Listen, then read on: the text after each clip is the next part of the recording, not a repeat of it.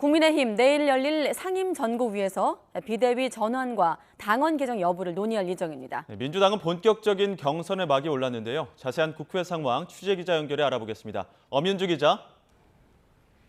네, 국회입니다. 당내 파열음 계속되고 있는데 이준석 대표, 윤 대통령의 과거 발언을 비판했죠.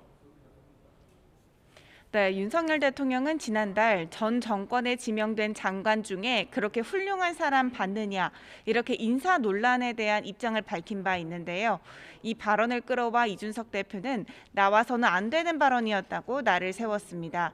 이어 당시 박민영 대변인이 이를 지적한 게 지금의 이준석 대표의 징계를 이끌었다는 한 언론사 논평에 대해 눈을 의심하게 하는 증언이다. 상당히 유감이라고도 덧붙였습니다.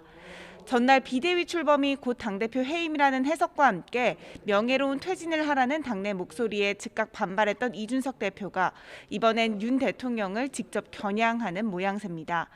이와 관련해 대통령실은 당내 사정이 여러 가지로 복잡해하는 말로 이해하고 있고 정치 활동을 하는 분들의 의견 표명에 일일이 입장을 밝히는 것은 적절하지 않다며 별다른 언급을 하지는 않았습니다.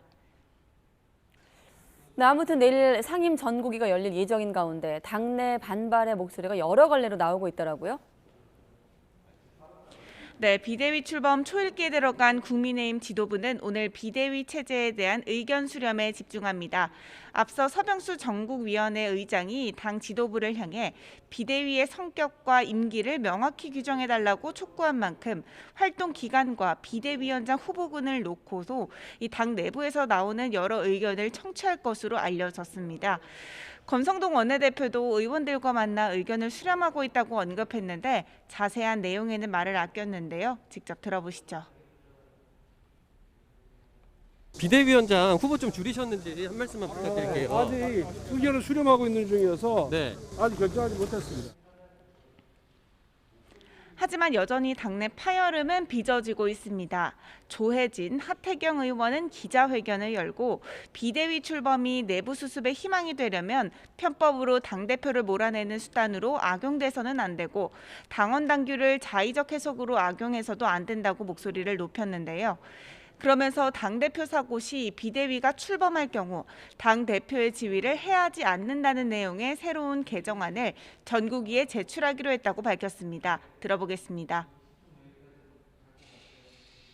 젊은 당대표를 몰아내기 위해 명분 없는 징계에 이어 억지 당원 개정까지 하려 합니다. 이 대표 몰아내기는 당원 당규와 법리적으로 아무런 명분도 정당성도 없습니다. 네, 민주당 상황도 보겠습니다. 본격적인 경선의 막이 올랐죠?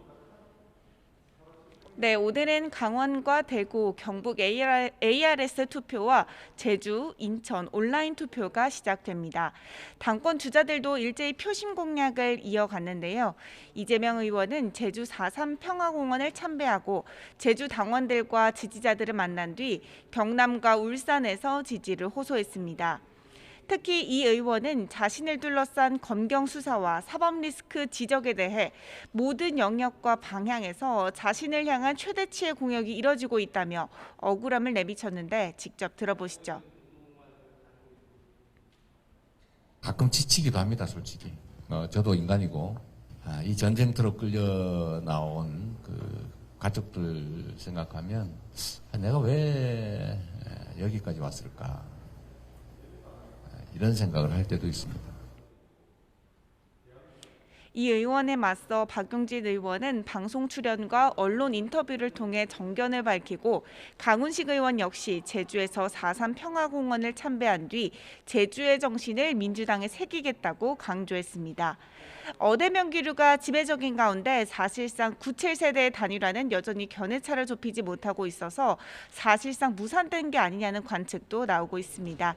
지금까지 국회에서 YTN 엄윤주입니다.